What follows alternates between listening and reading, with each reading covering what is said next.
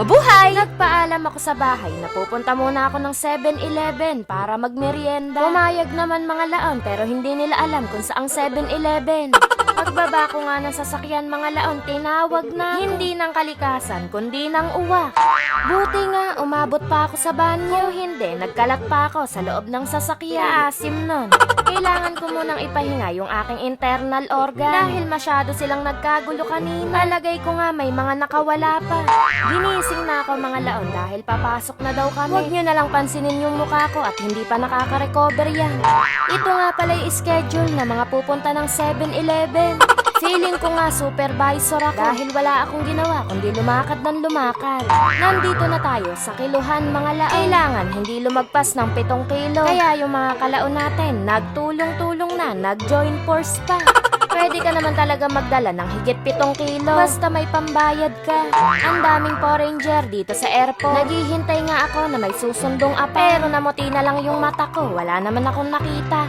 Dito daw kami sa number 17 maghihintay mga laon. Sabi nila at least 2 hours before your flight dapat nandito ka na sa airport. Pero dahil ganado kami, 3 oras bago kami lumipad nandito na kami. Sa school nalilate pero sa flight hindi.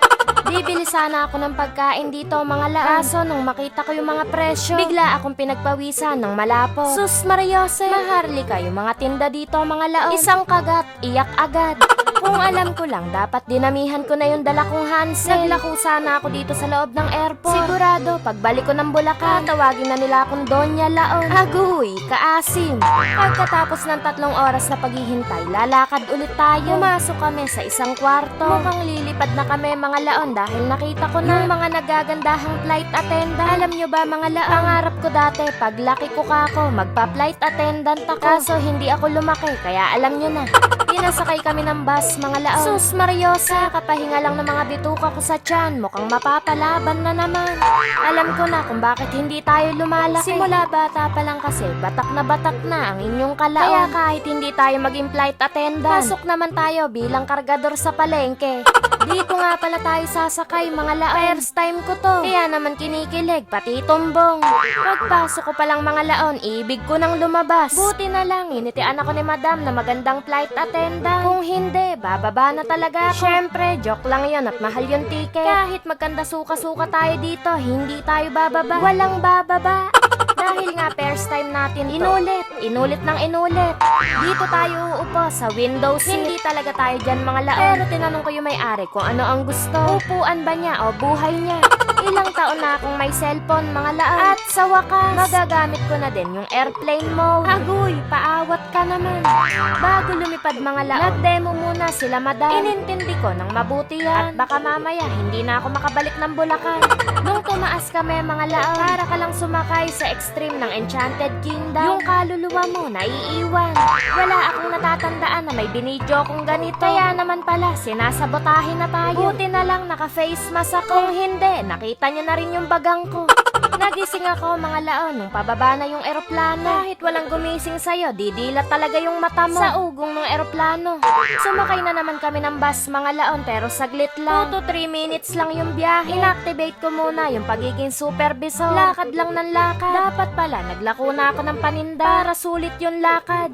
Kailangan naming sumakay ng tricycle papunta sa port. Kaya nilabas ko na yung kaba ng bayan.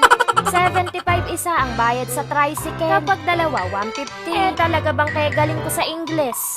Yung tricycle mga laon, pang dalawahan talaga. Kapag naman sumobra sa dalawa, ilalagay ka na sa ibang tricycle. Ang gaganda nga ng mga tricycle dito mga laon. Iisa ang itsura at kulay. Yan daw kasi ang kulay sa susunod na taon. In advance na nila. Nakikita nyo ba yan mga laon? Maganda diba? Aya-aya diba? Hindi tayo dyan. Nandito na tayo sa terminal ng Katiklan. Pagpasok nyo dyan, meron kayong mga pipilahan. Lahat yan mga laon, kailangan yung pilahan para makasakay kayo sa bangka. Pero kung ayaw nyong pumila at gusto nyo mabilis ang buhay, pwede din naman. Sa labas pa lang ng terminal, may mga mag-aalok na sa inyo. Kung 350 yung babayaran nyo, magiging 450 na mga laon. Wala na kayong pila pa, napipilahan, dire-diretso na kayo sa bangka. Sa totoo lang, gusto ko na lang maglangoy papunta sa isla na pupuntahan. Dahil sa sobrang lakas ng alog, lahat ng pwedeng umalog kahit hindi ka alog-alog, umalog.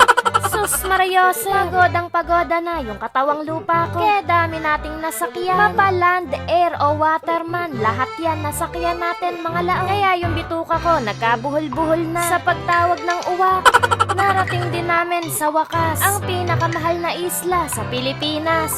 Sa sobrang pino ng buhangin mga laon, gusto ko nang kumuha ng suko. Ibabalot ko na para ibibigay ko sa mga maghahanap ng pasalubong. Pero bago magkalimutan, aasikasuhin muna natin yung talagang ipinunta natin dito. Ito yung ipinaalam ko dun sa bahay. Pagpasok ko nga mga laon, napaka-buenas natin. Sa dinami-dami ng petsa na pwedeng masira yung aircon ngayon pa. Kaya imbis na noodles sana ang lalantakan natin, siguro ice cream na lang.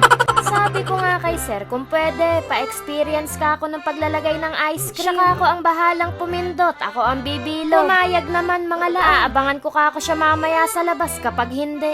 Sa lahat ng pupuna ng ice cream ko, kalamayin ninyo yung puso ninyo. Hindi swangit yan, si Santa yan. Kaya sarap kumain ng ice cream dito mga laon. Nagpaalam lang akong mag 7-Eleven pero hindi ko sinabi kung saang 7-Eleven. At may isang laon na naman ho ang nakawala sa koran. Yun lang, hanggang sa muli!